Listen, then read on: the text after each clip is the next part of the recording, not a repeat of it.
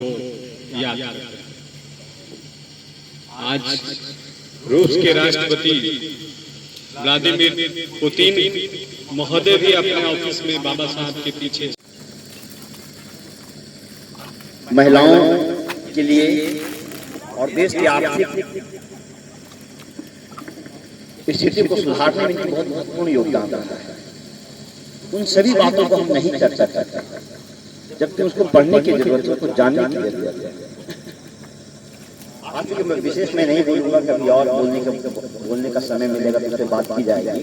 मैं सिर्फ इतना कहूंगा कि उस छात्रावास में भी मैंने अपने बात वहीं से शुरू किया था कि गालिब की एक पंक्ति है कि ताउम्र गालिब यही भूल करता रहा, धूल चेहरे पे थी और आईना साफ था। तो बाबा साहब का जो योगदान है, वो जो 5 साल बरसों का जो गुलामी थी, जिस गुलामी में हमें अछूत समझा जाता है, छूत समझा जाता है ना, हमें गंदे समझे जाते हैं। दरअसल हम गंदे नहीं थे, या समाज गंदा था, समाज पे धूल था जिसको बाबा साहब ने साफ करने का काम किया। और एक ऐसा समाज का निर्माण करने की कोशिश की जिसमें समता, मुल्क जिसमें सभी की बराबरी समेत अधिकार हो। कई हमारे जहन में कई सारी बातें हैं जिस पे हमेशा डिस्कस होता है, और डिस्कस में कई तरह की बातें सुनने को मिलती है। एक तो सबसे पहले कि हम सामाजिक न्याय की बात करते हैं तो उसमें एक शब्द आता है आरक्षण। आरक्षण को समझने की जरूरत है। कई लोग सोचते हैं कि आरक्षण जाति विशेष के लिए है। दरअसल आरक्षण की व्यवस्था नौकरी के लिए या आर्थिक मजबूती देने के लिए नहीं बनाई गई थी। ये समझने की जरूरत है। आरक्षण की व्यवस्था थी कि 5 सालों से जिसको मूलभूत अधिकारों से दूर रखा गया, जिसका कोई प्रतिनिधित्व नहीं है, उसका प्रतिनिधित्व समाज में कैसे हो। यानी 10 लोगों में यदि 5 लोग उस वर्ग का है तो 2 वर्ग इस समाज का भी हो, तभी तो बराबरी की दौड़ होगी। लेकिन एक छोड़कर दूसरा कैसे आगे बढ़ सकता है? आप बचपन में देखे होंगे, खेलते होंगे, यहाँ बड़े बड़े खिलाड़ी होते हैं, लेकिन उसी समय कोई बच्चा कहता है कि हम भी खेलेंगे, तो आप कहते हैं ना कि नहीं, इस बच्चे को भी खिलाएंगे। और हम क्या करते हैं कि कोई बात नहीं जी, हमारे साथ बराबरी कैसे करेगा, इसका दूध भात रहेगा, इसको कुछ छूट दे देते हैं, इसको ज्यादा परेशान नहीं करते हैं। और क्या करते हैं हम, उसको अपनी स्पर्धा में शामिल कर लेते हैं। वही बात थी कि आरक्षण से जिस समाज को अभी तक वंचित रखा गया था, उस समाज की मुख्य धारा में कैसे आएगा, समाज में उसका प्रतिनिधित्व कैसे बढ़ेगा। इसलिए बाबा साहब ने प्रतिनिधित्व के लिए आरक्षण की व्यवस्था की। यह रोजगार उन्मूलन कार्यक्रम नहीं था, इसको समझने की जरूरत है। कई लोग नहीं समझते। दूसरी बात, बाबा साहब ने हमेशा जातिवाद का आरोप लगता है। दरअसल जातिवादी नहीं थे। समझिए, 2 शब्द हैं, ब्राह्मण और ब्राह्मणवाद। ब्राह्मण जाति विशेष है, व्यक्ति विशेष है, लेकिन ब्राह्मणवाद एक पद्धति है, एक जीवन की एक ऐसा सिद्धांत है जिसके सहारे लोग जीते हैं, और वो शोषण वाली सिद्धांत है जो आदमी और आदमी के बीच फर्क महसूस कराता है, जो आदमी को छुआछूत की भावना रखता है, जो अधिकारों से वंचित रखता है। उस बात के ब्राह्मण के विरोधी नहीं थे। इसीलिए इस समाज के निर्माण में कई ऐसे ब्राह्मण साथी हुए, कई ऐसे स्वर्ण साथी हुए जो आज सामाजिक न्याय के विरोधी हैं, सामाजिक न्याय की लड़ाई में हमारे साथ भी खड़े हैं। इसलिए हमेशा ध्यान रखिए, अम्बेडकर साहब को बांधने की कोशिश मत करिए कि वो जाति विशेष के श्वेता जी बैठे हुए हैं। महिलाओं के लिए उन्होंने जो काम किया वो पढ़ने की जरूरत है ना। और भारतीय जो अर्थव्यवस्था है उस इकोनॉमी को पढ़िए। लास्ट में मैं यही कहूंगा कि उनका जो मूल मंत्र है, शिक्षित बनो, संगठित बनो, संघर्ष करो। लेकिन दुर्भाग्यपूर्ण है कि हम शिक्षित नहीं हो पाए। हम साक्षर हो गए हैं, हमारे पास केवल यापन के लिए डिग्रियां हो गई है, लेकिन शिक्षा का जो सही महत्व है, अपने अधिकारों को जानना, समाज को जागृत करना, लोगों को प्रेरित करना, उस दृष्टि से हम शिक्षित नहीं हुए। क्योंकि बाबा साहब शिक्षित हुए थे उस दौर में जिस समय वो पढ़ रहे थे। डिग्रियां हासिल करने के लिए कई सारे लोग गए थे, लेकिन बाबा साहब भी गए थे, डिग्रियां हासिल करने नहीं गए थे, शिक्षित होने गए थे। और शिक्षित होकर जब लौट कर आए तो अपने समाज के लिए चिंतित थे और उन्होंने समाज में समता मूलक समाज की कल्पना की और बहुत सारे ऐसे योग काम किया जिसके बदौलत आज हम कर रहे हैं। इसीलिए हम शिक्षित तो हो गए हैं, लेकिन उस रूप में शिक्षित नहीं हुए, और जो उस रूप में शिक्षित हुए हैं, बड़ा अफसोस की बात है कि हम संगठित नहीं हो पाए। जब हम संगठित ही नहीं हो पाए तो हम संघर्ष कैसे करेंगे? इस दिशा में हमें बढ़ने की जरूरत है। बहुत सारी बातें हैं, लेकिन क्योंकि हम लोग खुद बहुत देर से आए कार्यक्रम में, हम लोग बहुत देर से बैठे हुए हैं और बहुत ज्यादा बोलना ठीक नहीं होगा। बहुत बहुत धन्यवाद। जय भीम। बहुत बहुत धन्यवाद सर। अब इस कार्यक्रम का आगे बढ़ाते हुए लगभग अब अंतिम पड़ाव पर ही है, और आज के इस कार्यक्रम के मुख्य अतिथि और इस कार्यक्रम की अध्यक्षता कर रहे हैं हमारे सर को हम आमंत्रित करते हैं, डॉक्टर नलिन सर को। ये आपकी अध्यक्षीय उद्घोषण हम लोगों को प्रेरणादायक है।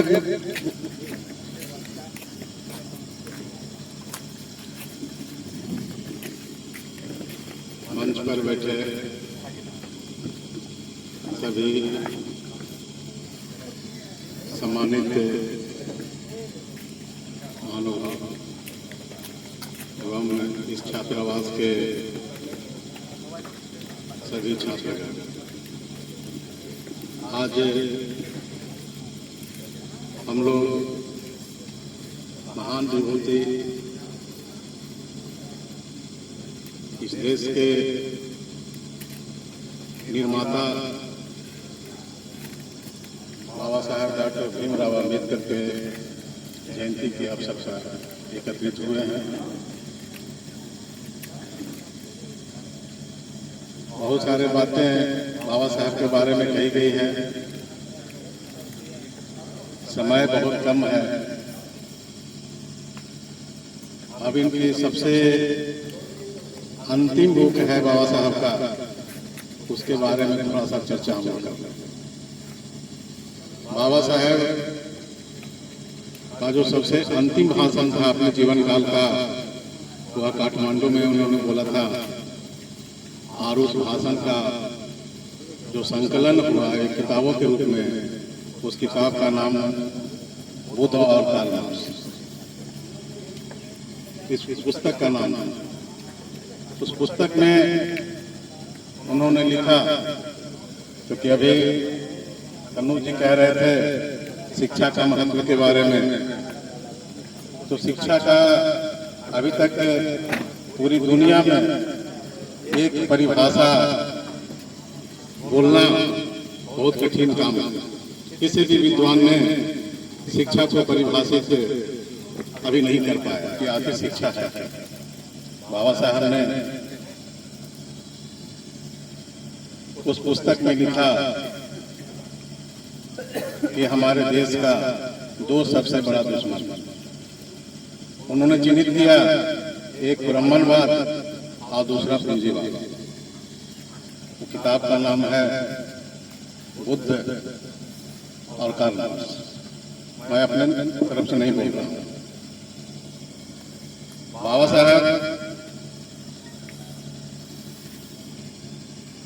ने जोड़ दिया, भगवान बुद्ध ने भी इसी बात को कहा, और महात्मा ज्योतिराव फुले ने भी शिक्षा पर जोर दिया। बाबा साहब ने शिक्षित बनो, संगठित हो और संघर्ष करो, इस पर बहुत ज्यादा जोर दिया गया। तो अभी इन्होंने कहा शिक्षा का मतलब ये नहीं होता है, शिक्षा का मतलब परिवर्तन होता है। बाबा साहब की परिभाषा, शिक्षा का मतलब परिवर्तन। अगर हमारे अंदर परिवर्तन नहीं हुआ, ज्यों के त्यों रहे, तो हम शिक्षित नहीं हैं। पहले भी प्राचीन काल में शिक्षा दी जाती थी गुरुकुल में, जिसको संकुल भी बोला जाता था। तो वहाँ कुछ खास लोगों के लिए शिक्षा की व्यवस्था की गई थी और स्किल भी, जिसको हम जातीय पेशा बोलते थे, अलग अलग शिक्षा दी जाती थी। यानी सिर्फ कला पर ध्यान दिया जाता था उसको। उस शिक्षा का कोई मतलब ब्रेन को इन्हांस करने का कोई मतलब नहीं था उसे। और आज भी उसी को आगे बढ़ाते हुए शिक्षा को समाप्त किया जा रहा है। कुछ खास वर्ग तक, कुछ खास जातियों तक शिक्षा को सीमित रखने की कोशिश की जा रही है और जो बाकी लोग जो हैं, कामगार लोग जो हैं, जो बहुसंख्यक लोग हैं, उनके लिए स्किल इंडिया का नारा दिया जा रहा है। यानी आप कारीगर बने, आपको शिक्षा से कोई मतलब नहीं है। आप BA MA कर लें, उसका कोई मायने नहीं रखता है। आप शिक्षित, सोचने की शक्ति आपको नहीं है। शिक्षा से वंचित एक साजिश के तरह किया जा रहा है। आज शिक्षा को इतना महंगा किया जा रहा है कि आम जनता के पहुंच से बाहर है। बाबा साहब डॉक्टर भीमराव अम्बेडकर ने कहा, शिक्षित वह व्यक्ति है जो दोस्त और दुश्मन को पहचान करे। और हम दोस्त और दुश्मन को पहचान करने में भूल कर जाते हैं। हमारे आज युवा वर्ग आत्महत्या के कगार पर पहुंचा हुआ है। सरकार से जब यह सवाल पूछा जाता है कि इतनी शिक्षा महंगा क्यों हो रही है, आप किसी स्कूल कॉलेज में चले जाइए, हर जगह प्राइवेटाइजेशन, हर जगह फीस बढ़ोतरी। सरकार का आज हमारे जो व्यवस्था, जो करता धरता लोग हैं, उनको कहना है कि बैंक से लोन मिलेगा और लोग पढ़ लेंगे।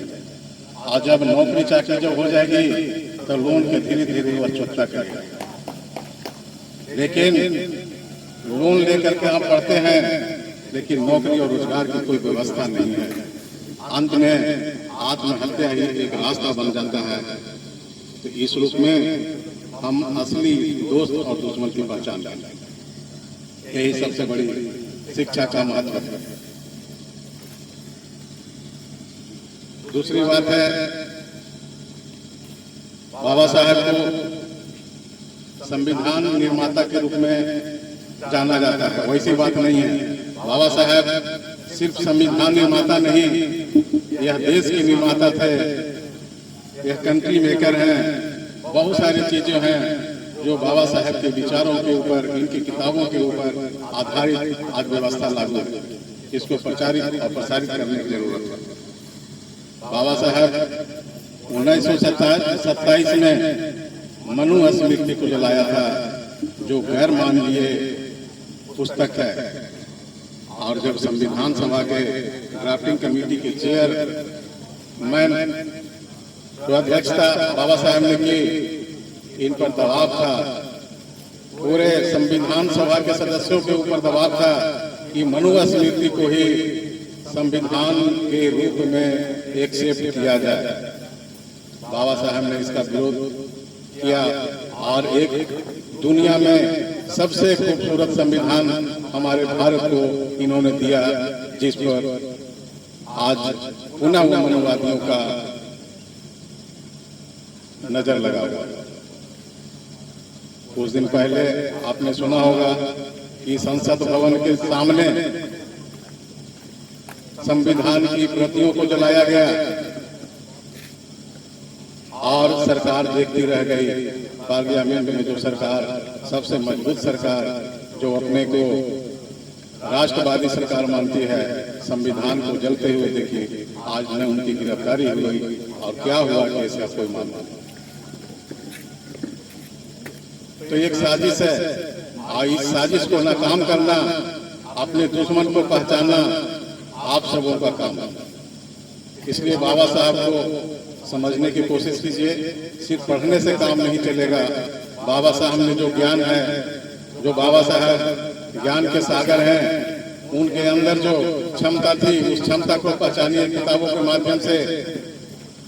और अपने आप को जागृत करें, अपने अधिकारों के प्रति, अपने कर्तव्यों के प्रति जागृत हों और एक ही एकता दिखलाते हुए जो बाबा ने कहा कि संगठित हो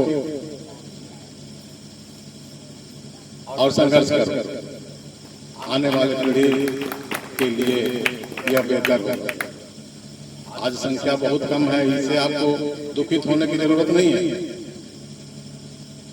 इसमें से अगर 2 ही विद्यार्थी अगर बाबा साहेब के मिशन को आगे बढ़ाने के लिए अगर आगे मजबूती के साथ आगे आए तो उनके पीछे पीछे 1000 लोग चलने के लिए तैयार हो गए। बाबा साहब जब इंग्लैंड से पढ़ करके लौटे, महाराष्ट्र में पुणे में, इनको कोई नहीं समझता। इन्होंने बहुत बड़का हॉल बुक किया अपने लोगों को मीटिंग बुलाने के लिए। बहुत बड़ा हॉल उन्होंने बुक किया, प्रचार प्रसारित भी किए, लेकिन जो इस मीटिंग थी तो मीटिंग में सिर्फ 2 आदमी आए। बहुत बड़ा हॉल, करीब 1000 की क्षमता वाले हॉल उन्होंने बुक किया और पूरे हॉल में मात्र 2 आदमी जो बिल्कुल अनपढ़ आदमी थे, पढ़ना लिखना नहीं जानते थे। और बाबा साहब ने 2 घंटा तक उनके सामने अंग्रेजी में भाषण दिया। आप बताइए, जो अनपढ़ आदमी के सामने बाबा साहब ने 2 घंटे तक अंग्रेजी में भाषण दिया। ये लिखा हुआ है बाबा साहब की जीवनी। कुछ भी पल्ले नहीं आया वो 2 आदमी के पीछे मन में। जब बाबा साहब का भाषण समाप्त हुआ और वही दोनों व्यक्ति बाहर में जाकर के इतना प्रचार प्रसार किया कि हमारे समाज का एक लड़का जो इंग्लैंड से पढ़ करके आया है और इतना फटाफट अंग्रेजी बोलता है, बहुत बढ़िया अंग्रेजी बोलता है, हमको तो समझ ही में नहीं आया, बहुत बढ़िया अंग्रेजी में भाषण देता है वो। दूसरा बार फिर बाबा साहब ने उसी हॉल को बुक किया और वही 2 आदमी बाबा साहब का सहारा बना और इतना प्रचार प्रसार किया कि बाबा साहब को सुनने के लिए कि हमारे समाज का एक गरीब लड़का अंग्रेजी में बड़ी बोलता है, जरा चलने सुनने के लिए। दूसरी बार जब मीटिंग किए तो हॉल खचाखच भर गया और बाबा साहब उस दिन मराठी में बोले, अंग्रेजी में बात नहीं किए, मराठी में बोले। और मराठी क्योंकि महाराष्ट्र का मातृभाषा है, लोकल लैंग्वेज है, सब लोगों की बात समझ में आ गई। और उस बीच से जो कार्यकर्ता इनका जो पैदा हुआ, जो कार्यकर्ता निकले, बहुत बड़ा आंदोलन पूरे देश में खड़ा किए, प्रचार प्रसारित किए। बहुत सारे विद्वान बोलते हैं आज बाबा साहब नहीं है, लेकिन बाबा साहब का विचार हमारे बीच में है। बोलते हैं कि विचारधारा कभी मरती, आदमी मर जाता है लेकिन विचारधारा कभी नहीं मरता। लेकिन बाबा साहब का कहना है कि विचारधारा भी मर जाता है यदि उसका प्रचार और प्रसार नहीं होता। इसलिए विचारधारा का प्रचार और प्रसार होना बहुत जरूरी है। अगर प्रचार और प्रसार नहीं करेंगे तो विचारधारा भी मर जाएगी। ये बाबा साहब का कहना है। इसलिए बाबा साहब को, महात्मा ज्योतिराव फुले को, संत रैदास को या जो भी हमारे पूर्वज हैं जिन्होंने सामाजिक परिवर्तन की लड़ाई लड़ी, जो हमारे लिए आदर्श हैं, उनके विचारों को हम केंद्र बिंदु में रहकर उनके विचारों को प्रचार और प्रसार करें और अपने आंदोलन को आगे बढ़ें और दोस्त और दुश्मन को पहचानें। तभी इस देश में हम समतावादी सरकार, मानवतावादी सरकार, बहुजन समाज के सरकार स्थापित करने में सक्षम होंगे, ताकि वह हमारा देश पूरे दुनिया में पुनः जो पहले जो गौरव स्थान प्राप्त था, जो सोने की चिड़िया कहलाता था, आज भी हम उस स्थिति में पहुंचेंगे जब हम एकताबद्ध होकर के पूरे समाज के सभी लोगों को लेकर के जब आगे बढ़ेंगे। इन्हीं शब्दों के साथ मैं अपनी बात को समाप्त करता हूँ। जय भारत, जय हिंद। बहुत बहुत धन्यवाद सर। चलिए हम चाहेंगे कि प्रवेश धन्यवाद ज्ञापन के लिए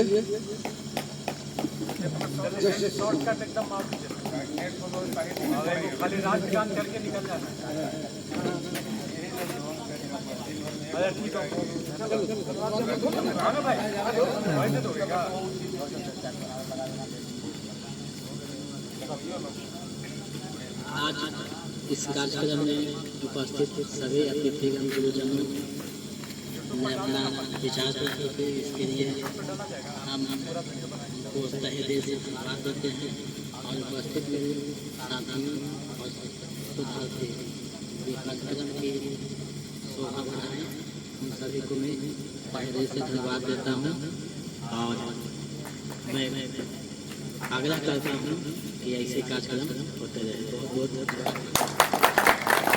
बहुत बहुत धन्यवाद। कार्यक्रम में मुकुल सिंह चौहान राकेश जी का बहुत योगदान है, खासकर प्रभात का भी बहुत योगदान रहा है और सभी लोगों का योगदान है, इसलिए बहुत बहुत धन्यवाद।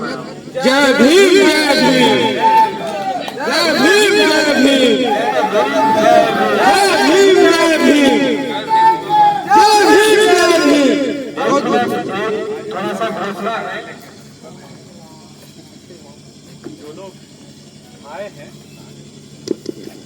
जो लोग सब आए हैं ना, ऐसे नहीं फेंकना है। सम्मान बाबा साहब को देने का मतलब कि समाज के सबसे कमजोर वर्ग को भी सम्मान देना है। और हॉस्टल्स में ऐसा नहीं है कहीं खाओ कहीं फेंक दो कहीं ये कर देना है। सब एक कॉर्नर पर रखना चाहिए और अपने अभी जाने के बाद सब एक जगह अरेंज कर देंगे ताकि जो मैं हॉस्टल बहुत क्लीन देखना चाहता हूँ, ये सब नहीं है। और ये संस्कृति हमारा नहीं रहना चाहिए। जो भी चाय पीते हैं नाश्ता करते कहीं भी, यही नहीं किसी भी कार्यक्रम में एकदम एक कॉर्नर पर एक जगह रखते हैं, सभी लोग खाए वहां पर रखते ताकि जो भी साफ करने वाला है एक जगह उठा। ठीक है, ये संस्कृति हमारी। हल्का फुल्का करते हैं।